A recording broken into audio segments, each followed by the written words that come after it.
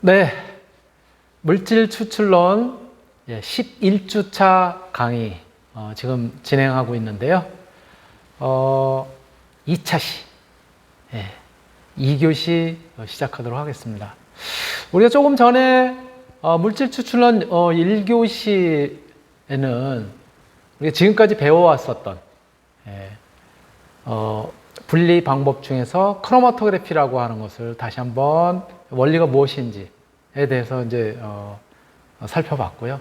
또 그러한 이제 크로마토그래피법 중에서 굉장히 뭐라 그럴까 적용하기 쉽고 적용하기 쉬우면서도 또 그 효과는 뭐 예비 실험으로서 효과는 굉장히 빠르게 우리가 어떤 그 시료들이 가지고 있는 성분들이 도대체 어느 정도 있는지 또 어떠한 종류들이 있는지 이런 것들을 계략적으로 파악할 수 있는 그런 이제 방법으로 많이 활용이 되고 있는 것이 특히 분배 크로마토그래피의 이제 그런 이제 기법으로 그런 이제 원리로 활용이 되는 것이 말씀드렸었던 종이 크로마토그래피 그리고 얇은 층 크로마토그래피 그리고 관 크로마토그래피 이렇게 세 개로 이제 구분할 수 있다라고 말씀을 드렸고 그래서 기본적으로 크로마토그래피의 원리인 어떤 시료가 어떤 이제 혼합물로 구성이 되어 있는 시료겠죠. 그 시료가 이동상에 의해서 고정층을 갖다 쭉 이동해 가면서 빠져나갈 때, 즉 이동상과 고정상의 상호작용, 그리고 시료와의 그런 어떤 이제 관계에 의해서 친화력이라든가 이런 것들에 의해서 그 시료가 가지고 있는 성분별로 이렇게 분리되는 그런 것이 이제 크로마토그래피다라고 이제 말씀을 드렸고 종이 크로마토그래피법을 갖다 이용한 그러한 우리가 뭐 이제 일상생활에서도 많이 보게 되는 수성 사인펜이라든가 이런 것들을 색깔별로 어떻게 달라지는지 영상을 통해 가지고 이제 같이 한번 살펴봤습니다. 그리고 더불어서 색깔별뿐만이 아니라 만드는 회사, 제조사별로도 같은 색깔들이 어떻게 다르게 나타나는지 이렇게 한번 살펴봤고요. 이런 것들이 뭐 아까도 제가 말씀드렸었지만 1교시 때도 뭐 이를테면 같은 시료라고 하더라도 뭐 과일 중에 배의 품종에 따라서도 달라질 수 있는 것이고 그러한 부분들을 우리가 그 애니메이션 형태로 나타난 그런 이제 영상을 통해서 우리가 이제 살펴볼 수 있었습니다. 애니메이션 형태라고 표현을 하지만은 실질적으로 실험한 영상을 갖다가 이제 찍은 것을 유튜브에 있는 걸 제가 이제 캡처를 받아서 그래서 이제 활용을 한 거고요. 뭐 여러분들한테 늘 말씀드리지만 그 자료는 제가 이제 PDF 파일에 그 출처가 어딘지 주소까지 거기에 이제 그 기록이 되어 있으니까 참고하시면 될 것 같습니다. 조금 더 원 영상은 훨씬 더 길어요. 굉장히 이제 긴데 제가 조금 이제 캡처를 부분만 캡처를 해가지고 좀 짧게 여러분들한테 이제 보여드린 거고요. 바로 그렇게 나타난 이제 종이 크로마토그래피 그리고 얇은 층 크로마토그래피의 얇은 층 크로마토그래피로 나타난 그런 이제 결과를 갖다가 조금 더 선명한 자료로 보기 위해서 활용하는 방법이 크게 이제 두 가지라고 말씀드렸죠, 그렇죠? 그래서 여기 보시는 것처럼 TLC판에 나타난 그런 이제 샘플이 보여주는 그런 이제 결과를 우리가 쉽게 보기 위해서 첫 번째 방법으로 쓰는 것이 UV. UV를 갖다 자외선을 갖다 이제 쪼임으로써 더욱 선명하게 이제 볼 수가 있고요. 또 다른 방법으로는 자외선을 갖다가 통해서 이제 보는 것이 아니라 거기다가 이제 발색용 시약. 다시 말씀드리면 이제 염색용이라고도 하죠. 염색용 시약을 갖다가 분사를 해서 그래서 이제 볼 수 있는 방법이 있는데 특히 이 자외선을 통해서 이제 보게 되는 경우, 자외선을 갖다 통해서 보게 되는 경우에는 이제 우리가 주의해야 될 부분이 있다라고 이제 말씀을 드릴 수 있는 거죠. 이를테면 여기 밑에 보시면은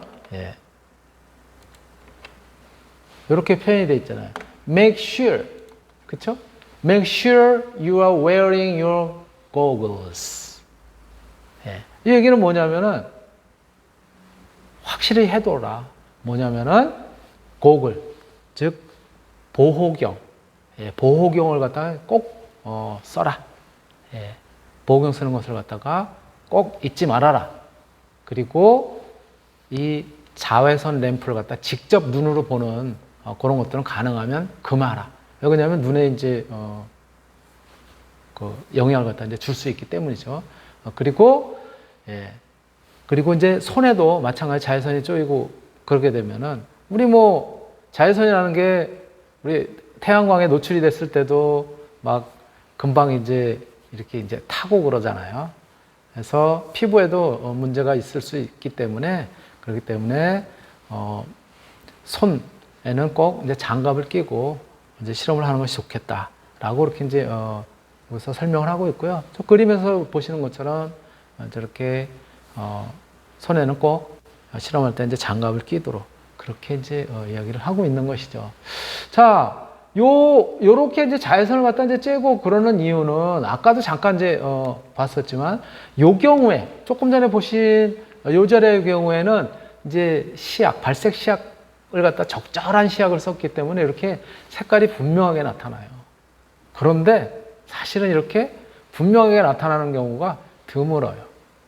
그래서 그거를 또 다른 방법으로 이제 볼 수 있는 것이 조금 전에도 말씀드렸던 것처럼 이렇게 자외선 램프를 갖다가 자외선 램프는 이제 포터블로 이렇게 이제 이동식으로 이렇게 되어 있는 거 그리고 조금 전에 설명드렸었지만은 이렇게 세팅이 되어 있어서 어느 정도 거리를 갖다가 이제 두고서 자외선이 조사가 되면서 위에서 이렇게 직접 눈으로 들여다 봐서 그래서 이제 볼 수 있는 그런 것들이 있죠. 바로 이렇게 이제 본 것이 우리가 앞에서, 예, 앞에서 이제 배웠었던 이제 과일의 배를 갖다 이용해서 그래서 알부틴을 갖다가 우리가 이제 분리하는 그런 방법으로서 TLC라고 하는, 그죠? 얇은 층 크로마토그래피, 예, TLC 판을 갖다가 이제 써서 그래서 이제 어떠한 성분들이 들어있는지 또 얼마나 들어있는지 이런 것들을 갖다 이제 분석한 그런 이제 부분을 갖다 이제 살펴봤었는데 그 자료잖아요. 위에 있는 것이 바로 뭐냐면은 자외선을 쪼인 그런 형태예요.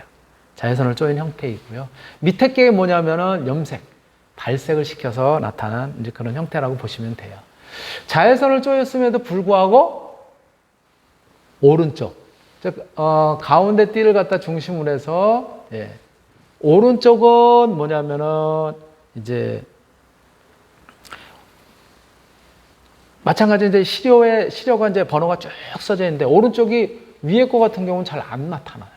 그렇죠? 왼쪽의 경우에는 그래도 희미하지만 뚜렷하게 이렇게 이제 발색 시약을 갖다가 쓰면 이제 나타나게 됩니다.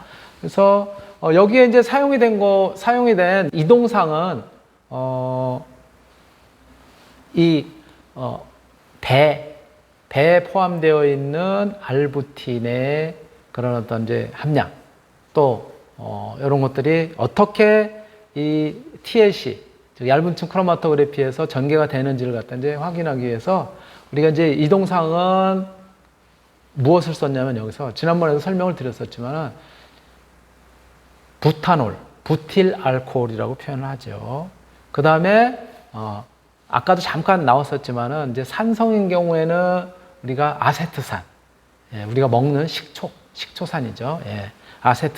아세트산을 갖다 이제 간단하게 표현할 때 저렇게 아세틱 애시드에 AC, 그 다음에 이제 OH 이렇게 이제 붙인 거예요. 그 다음에 물, 요거를 갖다가 같이 혼합해서 쓰게 되는 거죠.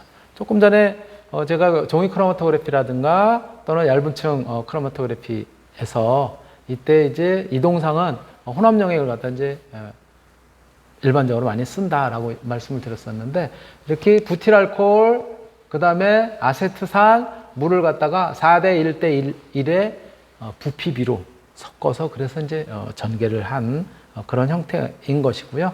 예. 그리고 이렇게 이제 자외선 램프를 통해서 그래서 이제 나타난 그림이고, 밑에 거는 세리움 설페이트라고 하는 이러한 이제 성분의 물질을 갖다가 이렇게 스프레이로 이제 뿌려서, 그래서 이제 발색시켜서 나타낸 그런 형태예요. 두 개가 이렇게 다르다는 거예요. 아까 조금 전에 제가 보여드렸었던 것처럼 요 패턴이 어떻게 나타나는지를 갖다가 우리가 살펴보기 위해서 활용하는 것 중에는 이런 이제 방법들이 있다라고 말씀을 드렸었잖아요. 그래서 이렇게 두 가지 방법을 갖다가 통해서 우리가 그 전개가 되어 있는, 소위 이제 요거를 바로 이제 크로마토그램 이렇게 이제 표현을 하는데요. 그런 것들 갖다 우리가 분명하게 살펴볼 수 있는 그런 점들이 있다라고 이제 말씀을 드릴 수가 있고요. 자, 요렇게 TLC 전개를 통해서 이제 우리가 확인할 수가 있는데요.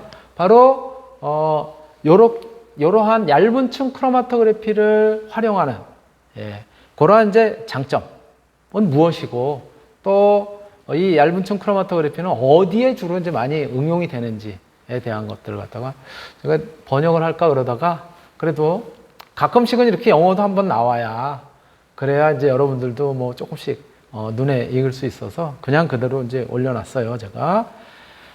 TLC의 장점이에요. Advantage of TLC죠. TLC의 장점입니다. 얇은 층 크로마토그래피법을 갖다가 이용을 해서, 그래서 분석할 때 우리가 얻을 수 있는 장점은 뭐냐? 첫 번째, simple manufactured. manufactured는 MFD 이렇게 이제 줄여서 쓰기도 합니다. 아주 굉장히 단순하게, 간단하게 요 실험 장치라든가 요 실험하는 그런 이제 시스템을 갖다 꾸릴 수 있다는 거죠. manufacture가 뭐냐면 이제 제조, 만듦 뭐 이런 뜻이잖아요.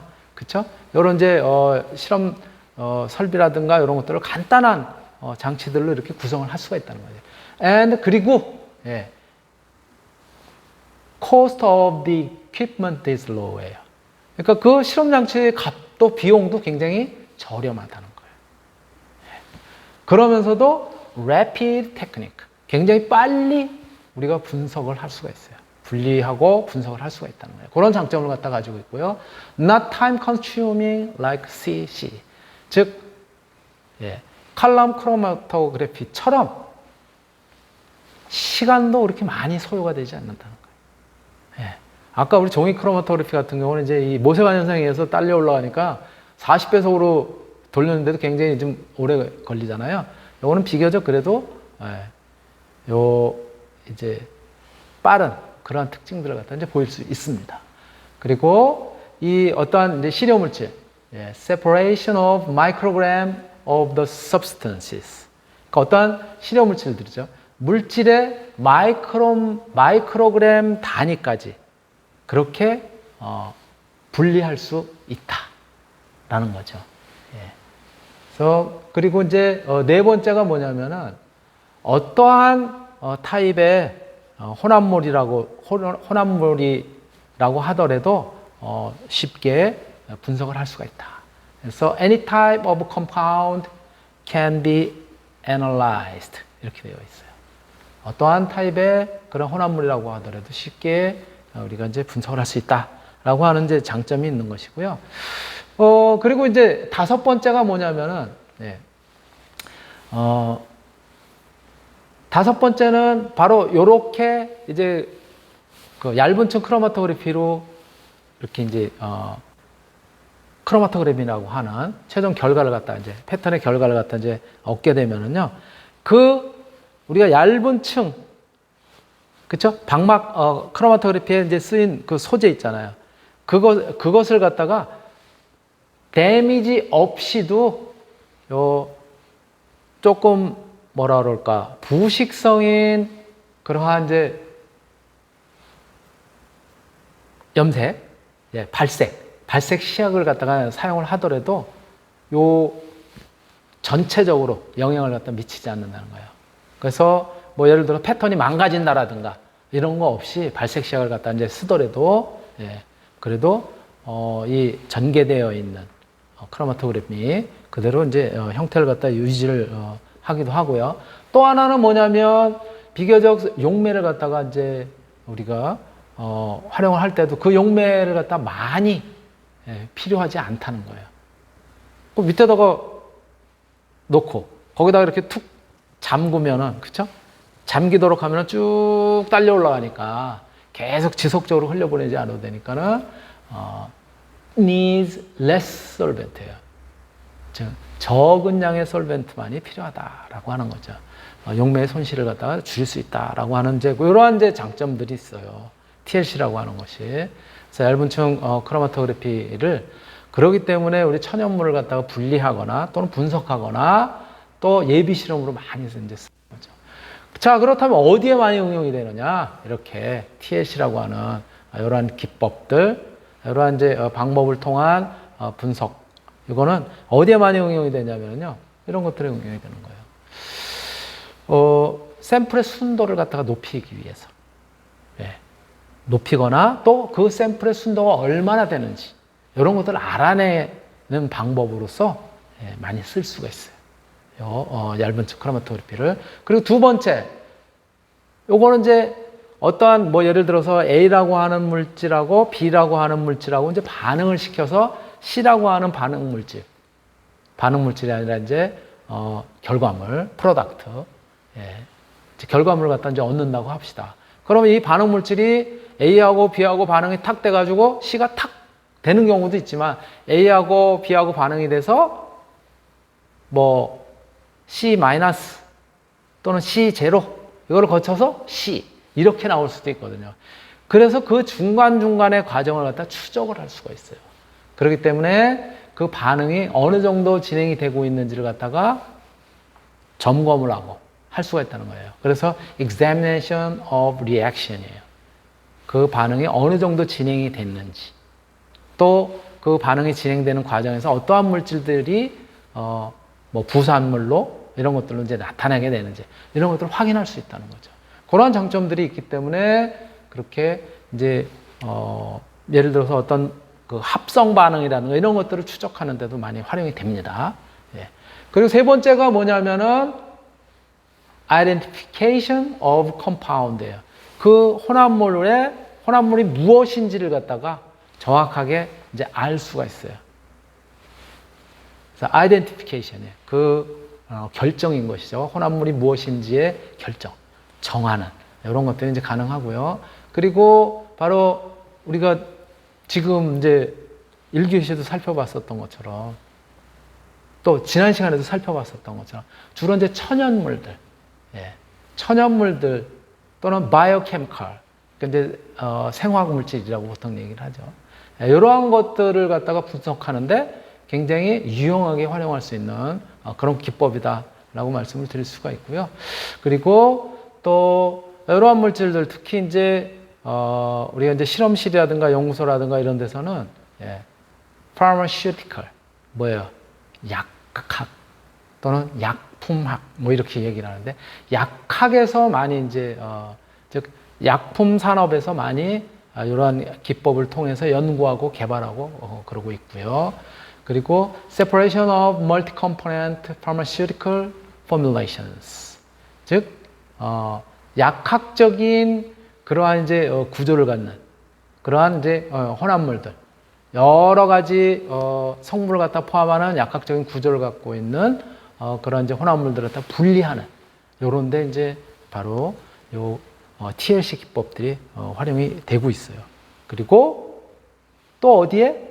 우리 화장품 산업, 그리고 식품 산업 이런데 바로 TLC 기법을 통해서 그래서 성분을 갖다 분석하거나 또는 어떤 물질을 갖다 분리하거나 라고 하는 이런 것들을 갖다가 것들이 많이 적용이 되고 있고요.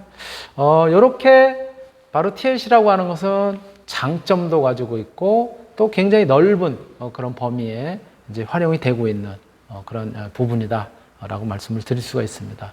그래서 바로 이렇게 TLC 기법의 실험들, 제가 앞에서 어떻게 전개율이라든가 이런 것들을 갖다가 통해서 알 수가 있는지 이런 얘기들을 갖다 어떤 성분들이 들어있는지 이런 것들을 비교해서 확인할 수 있고 그럴 수 있다라고 말씀을 드렸었는데요. 이 실험을 어떻게 준비를 하고 또 어떠한 과정을 거쳐 가지고 우리가 확인할 수 있는지 그것도 제가 앞에서처럼 영상을 캡처를 했어요. 그러니까 영상을 통해서 같이 한번 살펴보도록 하겠습니다. 요 영상은 우리가 이제 중고등학생, 특히 이제 고등학생들 대상으로 해서 이제 과학 올림피아드 뭐 이런 것들을 세계적으로도 하고 있거든요. 그런 데 이제 출전하는 학생들을 훈련시키고 그 다음에 이제 어떤 원리라든가 이런 것들을 갖다가 설명하고 그럴 때 이제 활용이 되는 그러한 이제 영상인데요. 같이 한번 보시도록 할게요. 이번 유기화학 실험 기초편에서는 TLC, 즉 얇은 층 크로마토그래피 실험을 어떻게 하는지 알아보도록 하겠습니다. 제일 먼저 TLC판에 표시하는 것이 필요한데요. 주어진 TLC판에 밑에서부터 약 0.5cm쯤의 선을 긋고 일정한 간격으로 시료를 찍을 자리를 표시합니다. 저거는 종이가 아니고요. 일반적으로 맨 왼쪽에는 반응물, 맨 오른쪽에는 생성물, 가운데에는 반응물과 생성물을 같이 찍을 자리를 표시합니다. 반응물질, 이를 통해서 반응의 진행 정도와 그리고 완료 생성물 여부를 확인할 수 있습니다. 그리고 같이 한번 이제 이렇게 나누어서 이제 다음은 찍게 되는 TLC 거죠. 시료를 준비하는 과정입니다. 고체 시료인 경우에는 고체 상태로 TLC판에 찍을 수 없으므로 특정 용매에 녹여 시료 용액을 만드는 과정이 필요합니다. 유기물 시료를 녹이기에 가장 일반적인 용매는 아세톤입니다. 이외에도 끓는 점이 아세톤과 비슷하게 낮으며 시료와 반응하지 않을 만한 용매를 고르면 됩니다. 소량의 고체 시료를 빈 바위 안에 옮겨 넣고 아세톤으로 희석시키는 과정을 보고 있습니다. 이때 적당한 농도는 약 시료 1mg당 약 0.1ml 정도의 아세톤으로 희석시킨 농도입니다. 액체 시료의 경우에도 그대로 사용하지 않고 이와 비슷한 수준으로 희석시켜서 사용해야 합니다. 다음은 TLC 찍기를 위한 올바른 모세관 사용법에 대해 알아보겠습니다. 모세관이 TLC판에 닿는 시간을 가능한 한 짧게 해서 시료점을 작게 만드는 것이 필요합니다. 그러므로 모세관은 수직으로 세우면 안 되고 영상에서와 같이 살짝 기울인 상태로 점을 찍는 것이 좋습니다. 시료점을 찍기 전과 후에는 모세관을 아세톤에 담근 후 마련된 휴지에 빨아들여 세척하는 과정이 필요합니다. 모세관을 시료에 담궈 시료 용액을 취한 후 보시는 것처럼 표시해둔 자리에 살짝 대어 찍어 넣습니다. 각각의 시료점을 찍는 사이에 깨끗한 아세톤으로 여러 번 씻는 모습을 주의해서 보시기 바랍니다.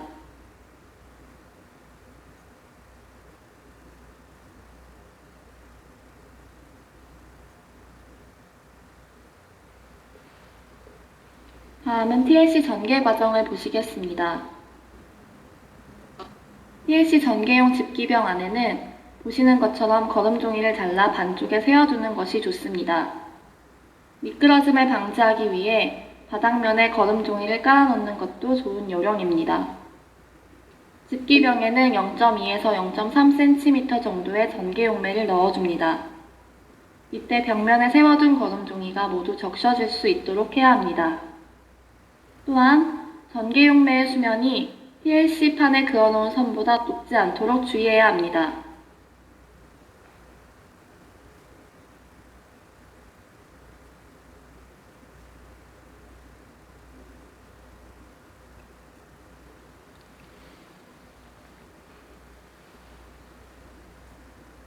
집게를 사용하여 TLC판의 윗부분을 조심스럽게 집은 후 집기병 안에 비스듬하게 기대어 놓습니다. 이때 TLC판의 실리카 표면이 세워놓은 거름 종이와 마주볼 수 있도록 해야 합니다.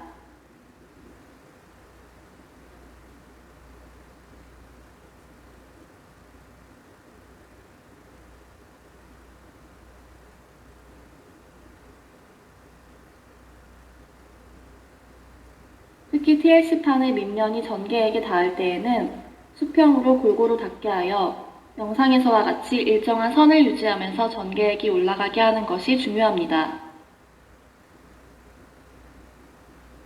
전개액이 TLC판의 90% 정도까지 올라갔을 때 집게를 사용하여 TLC판을 꺼냅니다. 네, 완전히 용매가 윗꼭대기까지 지나가면은 어디까지 정확하게 높이가 전개액이 최고로 가는지 올라간 모르잖아요. 위치를 재빨리 연필로 선을 그어 표시합니다. 그래서 용매가 올라간. 예, 이제부터는 전개된 시료점들을 확인하는 방법에 대해서 알아보도록 하겠습니다. 그 부분은 이제 얼른 표시를 첫 해놔야 되는 번째는 거죠. UV 램프를 이용하는 것입니다. 예, 제가 조금 전에 설명드렸었던 거죠. TLC판을 UV 램프에 비추게 되면 UV를 흡수하는 시료점들이 검은 점으로 나타나게 됩니다. 이 점들을 연필로 표시해 주세요. 자외선을 쬐주지 않으면 이렇게 나타나지 않아요. 보이진 않는다고요. 그래서 자외선 램프를 갖다 켜서 지금 이렇게 보시는 것처럼 어디에 있었는지 다음은 모르잖아요. 발색 시약을 이용하여 시료점을 확인하는 방법입니다. TLC판을 집게를 사용하여 네. 마련된 발색 시약에 완전히 네. 담급니다. 담그기도 하고요. 아까 설명드렸던 것처럼 TLC판을 저용액을 꺼낸 후 스프레이로 한쪽 끝을 뿌리기도 휴지에 합니다. 대어 잉여분의 발색 시약이 방울로 떨어지지 않도록 잘 닦아줍니다. 이렇게 이후에 TLC판의 뒷면으로 뜨거운 공기를 불어주거나 가열판 위에 올려서 발색이 더 잘 될 수 있도록 합니다. 발색 시약을 갖다가 여기서는 포스포 몰립산 용액을 발색 시약으로 사용하였는데 예, 이외에도 물질에 따라 여러 가지 다른 발색 시약을 사용할 수 있습니다. 예, 염색 시약을 갖다 쓰면 저렇게 이와 이제 같은 방법으로 전개된 시료점들을 찾은 후에는 각 시료점의 RF 값을 계산하여 실험 노트에 기록합니다. 3.6이라고 하는 것이 이제 용매가 이동한 거리, 그렇죠? 그 다음에 이제 거기에 들어가 있는 성분들 이런 것들을 이제 각 성분들이 이동한 거리. 그래서 용매가 이동한 거리분의 각 성분, 뭐 첫 번째 성분, 두 번째 성분. 지금 현재 같은 경우 이제 두 가지 종류로 나와 있는데요. 그렇게 구한 것이 바로 뭐냐면 전개율. 그래서 앞에서 제가 설명드렸었던 것처럼 바로 이렇게 얇은 층 크로마토그래피를 이용을 해서 그래서 R 값을 갖다 이제 구하게 되면 요거는 종이가 더 길고 아니 종이래요. 이 얇은 층 방막 그 이제 플레이트가 더 길거나 또 더 짧거나 이런 것들은 관계없이 이 RF 즉 용매가 이동한 거리분의 어떤 시료 중에 있는 성분이 이동한 거리 이런 거는 그 값이 물질이 성분이 같으다면은 일정하게 나타나요. RF 값은 항상 일정한 그런 이제 패턴을 갖다 보이게 되죠. 다만 뭐라 그랬죠?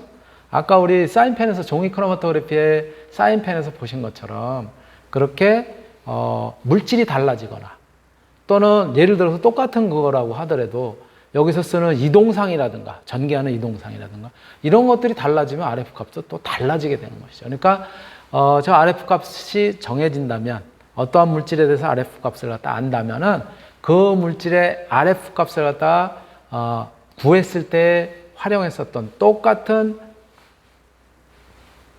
용매 또 똑같은 TLC 플레이트 이런 것들을 갖다 이제 써야 되겠죠. 그래야 우리가 이제 정확한 그런 것이 이제 어떤 건지 그런 부분을 갖다 이제 알 수가 있고요.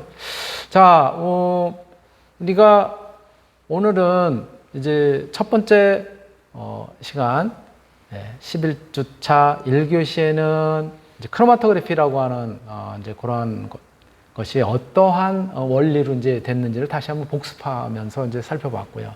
그리고 종이 크로마토그래피를 이용을 해서 그래서 어떤 혼합물들이 가지고 있는 성분별 분리라고 하는 것들을 갖다가 여러분들과 같이 이제 살펴봤고, 그리고 이번 두 번째 시간은 주로 이제 얇은 층 크로마토그래피를 통해서 어떻게 시료가 가지고 있는 물질들이 분리가 되고 또 그것을 갖다 이제 우리가 시각적으로 더 선명하게 보기 위해서 두 가지 방법이 쓰인다 그랬죠. 그렇죠? 자외선을 갖다가 쪼이는 방법, 또 하나는 이제 발색 시약을 갖다가 스프레이를 해서, 아니면 여기 이제 여러분들이 보셨던 영상에서는 아예 담궈 버렸죠. 담그더라도 그 물질이 전혀 그 패턴에 대해서는 영향을 미치지 않는다라고 하는 부분을 아까 이제 설명을 드렸었는데, 그런 부분을 갖다 이제 활용을 할 수가 여러분들이 이제 확인할 수가 있었고요. 또 조금 전에 이제 그러한 일련의 과정들, 실험하는 과정에 대해서는 조금 더 우리가 주의를 갖다가 하고 그리고 확인할 수 있도록 영상을 통해서 살펴볼 수 있었습니다. 네, 이 영상은 뭐 여러분들이 보신 것처럼 요 밑에 주소를 갖다 이제 보시면 똑같은 영상을 확인하실 수 있고요. 조금 전에 종이 크로마토그래피 같은 경우에는 아마 제가 말씀드렸던 것처럼 조금 더 길어요. 더 긴 것을 제가 필요한 부분만 이제 캡처를 해서 그래서 여러분들하고 본 거니까 이렇게 확인하시면 될 것 같습니다. 네, 시간이 또 꽤 경과해서 11주차 강의 2교시 이걸로 마치도록 하겠습니다.